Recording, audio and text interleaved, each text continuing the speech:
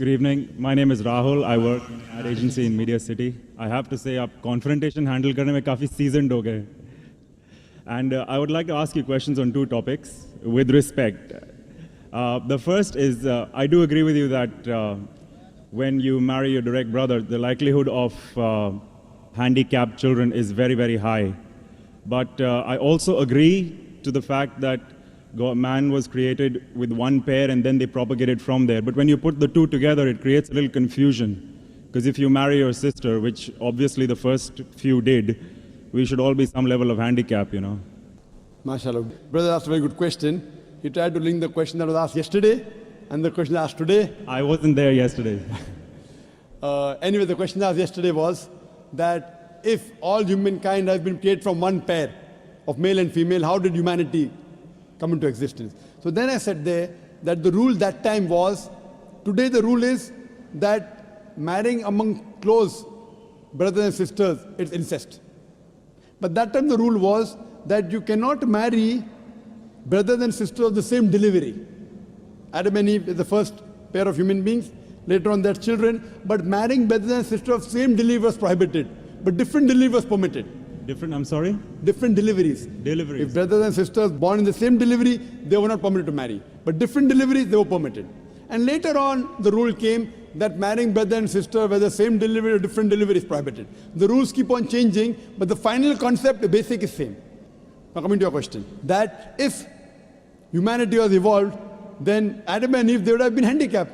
So that's what I'm telling you, it is not 100% that if a brother and sister marry, they should be handicapped. It's not at all 100%.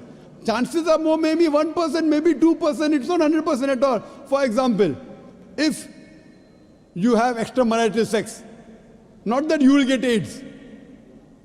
It's not a must you will get STD. Chances are there. Whatever, it's not a must. For example, if you jump from the first floor. If you jump from first floor, there's chances you'll die?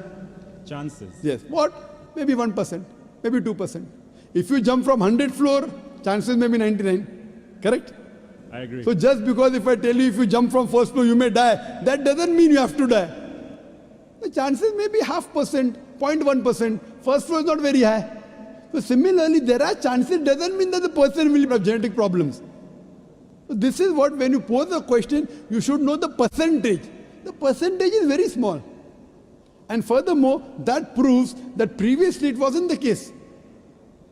So what we realize that this is not a must. It's not a must. But previously in the olden days, yes, brothers and sisters also got married. But that time nothing happened. It's not a very high chances. And doctors, is it possible? Any doctor will say it's possible. If brother and sister got married and did not have genetic problem, very much possible. No one can debate. Chances are there, but didn't happen. So that's how humanity was evolved. And the ruling about the consanguineous marriage I already told you earlier. Sahi hai. Do you have any other question? Yeah, another one actually. Sure, most welcome. Now this is with regards to the practice of sunnat. I am told that it is actually emulating the practices done by Prophet Muhammad. And if we're only supposed to bow down to the formless God, why do we follow practices which are done by a human incarnation, particularly things like growing your hair to a certain length, which may not have a particular significance in terms of benefit, or kissing the Hazrat Aswad when someone also declined that you're just a stone and Prophet Muhammad didn't kiss you, I wouldn't do this either. Brother asked a very good question. He asked a very good question that when we agree Prophet Muhammad, peace be upon him, is not Almighty God, why do you have to emulate him?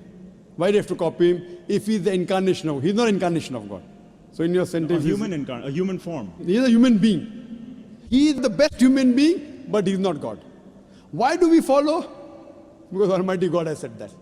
Quran says in Surah Nisa chapter 4, 59, Atiullah, Atiur Rasul. Obey Allah and obey the messenger. God has said, God said follow the Prophet, we follow.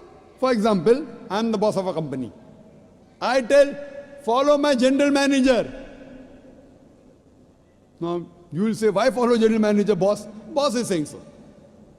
If boss says, you have to follow. Unless the general manager goes against me, and if the trusted general manager never go against me. So similarly, the Prophet will never go against the teachings of Almighty God.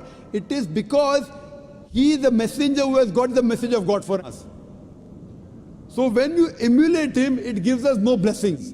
But we can't worship him. We love the Prophet. We revere him. We love him. We obey him. But we don't worship him. So people who go to Dargah, Khwaja Moinuddin Chishti and all this is wrong? It's nowhere mentioned in the Quran to go to Dargah. There's no hadith saying go to Dargah. And the second part, the significance of Hazrat Aswad? Haji Aswad again, because the Prophet kissed it, I'm emulating. It doesn't become the fard. It's not compulsory, you have to do it. Sunnat means you will get blessing. But in Sunnat, if you don't do, there's no negative point. In fard, you have to do it. If you don't do it, negative points. Like praying 5 times, you have to do. Don't do, negative points. Sunnat means if you do, plus points. If you don't do, no negative points. So these are additional bonus points. So if you want bonus, you can do it. Not compulsory.